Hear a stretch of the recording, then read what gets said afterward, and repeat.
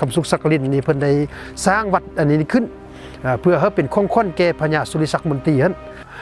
ฉะนั้นเนาะจุดที่ว่าพวกเขายืนอยู่นี่เนาะก็คือว่าเป็นวัดจอมเพชรเนาะอันนี้เป็นวัดจอมเพชรชื่อเพิ่นเป็นชื่อวัดจอมเพชรเนาะคันจะว่าแท้เนาะวัดจอมเพชรนี่ก็เป็นวัดหนึ่งที่มีความเก่าแก่บูฮานแล้วก็เป็นวัดหนึ่งที่มีความหมายความสำคัญอยู่ภายในเมืองจอมเพชร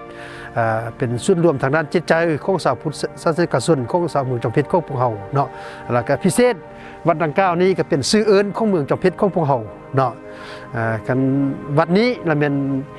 เพิ่นสร้างขึ้นอยู่ในปี 1888 เนาะอยู่ในรัชกาลของเจ้าคำสุขสักกลินเนาะอยู่ในช่วงระยะเวลานั้นละเป็นอาณาจักรลาวล้านช้างหลวงพระบางเลยละเป็นพวกกำลังทึกห่อเนาะมาปุ้นสะดมฉะนั้นละเป็นเจ้าคำสุขสักกลินนี้ไปข้อห้องให้รัชกาลที่5ของสยามเนาะมาช่วยโดยเฉพาะละเป็นเพิ่นได้ให้พญาสุริศักดิ์มนตรีเนาะมาช่วยปราบห่อช่วยเนาะหลังจากสำเร็จศึกนั้นแล้วเป็นทางเจ้าคำสุขสักกลินนี่เพิ่นได้สร้างวัดอันนี้ขึ้นเพื่อให้เป็นคงค้นแก่พญาสุริศักดิ์มนตรีฮั่นฉะนั้นไล่ตำราไล่คำเว้าว่าเป็นวัดนี้เป็นวัดคนไทยสร้างเนาะแต่ว่าบ่แม่นเป็นวัดเจ้าคำสุขสักกลินสร้างเนาะซึ่งสร้างอยู่ในปี 1888 ที่ว่าคำว่าวัดจอมเพชรนี้เนาะ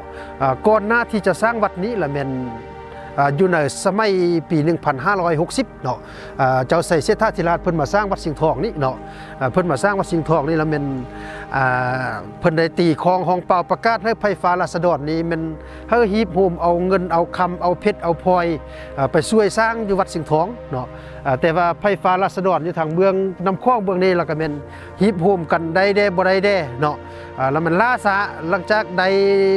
เป็นนั่นแล้วมันเอาข้ามไปช่วยวัดสิงห์ทองไปแล้ววัดเสียงทองอันสว่าแล้วก้อนเนาะเพิ่นบ่เอาเนาะเพิ่นบ่เอาแล้วเพชรนั้นเพิ่นก็เอาเสื้อซามาแล้วมันมาสะทิ่มตามจอมภูนี้เนาะเพิ่นจึงเอิ้นว่าเป็นจอมเพชรเนาะนี่เนาะจอมภูเพชรเนาะแม่นส่วนว่าแก้วที่ว่าแก้วนั้นละมันเอาเสื้อซาแล้วมันไปสะทิ่มไว้ทางเนื้อพุ่นจึงกลายเป็นน้องสะแก้วเนาะอันนั้นเป็นที่มาของคำว่าจอมเพชรเนาะหลังจากอยู่ในสมัยนั้นได้ชื่อว่าเป็นภูจอมเพชรแล้วเนาะจนมาถึงปี 1888 เนาะเจ้าคำสุขสักกลินนี่เพิ่นมาสร้างวัดนี้ขึ้นเนาะหลังจากเพิ่นสิ้นพระชนม์ไปแล้วเป็นอัฐิของเพิ่นเนาะกระดูกส่วนหน้าอกนี้เนาะเพิ่นเอามาเฮ็ดธาตุไว้ทางหลังนี้จะเป็นธาตุของพระเจ้าคำสุขสักกลินกับพระมเหสีของเพิ่นเนาะเพิ่นได้เอามาสร้างไว้นี่แล้วก็ที่ไปที่มาแล้วก็หลังจากนั้นมาถึงปี 1888 เนาะเพิ่นประกาศเอกราชแล้วเป็นเพิ่นสร้างตังเมืองนี้เนาะแล้วมันบ่มีชื่อเพิ่นเลยเอาวัดจอมเพชรนี้เป็นชื่อของเมืองจอมเพชรเลยเนาะที่วัดที่ไปที่มาของคำว่าวัดจอมเพชรเลยเมืองจอมเพชรเนาะอันนี้เนาะส่วนว่าวัดดังกล่าวนี้แหละมันเพิ่นสร้างขึ้นอยู่ในสมัยนั้นมันช่วงอยู่ในสงครามเนาะอยู่ในศึกโฮฮันแล้วเป็น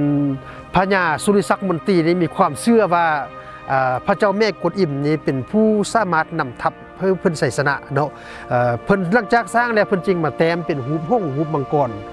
ไว้ถึงเพดานนั้นเนาะอันนี้เ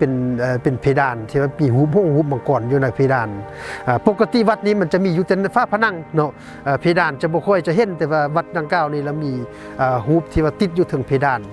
เป็นหูห้องหูมังกรเนาะที่ว่าเป็นสัตว์ชนิดที่ว่าเป็นตัวแทนให้แก่แม่กุดอิ่มเนาะที่ว่าสามารถนำทัพให้พญาสุริศักดิ์มนตรีปราบห่อใดเนาะอันนี้เลยมันที่ไปที่มาของวัดจอมเพชรเนาะ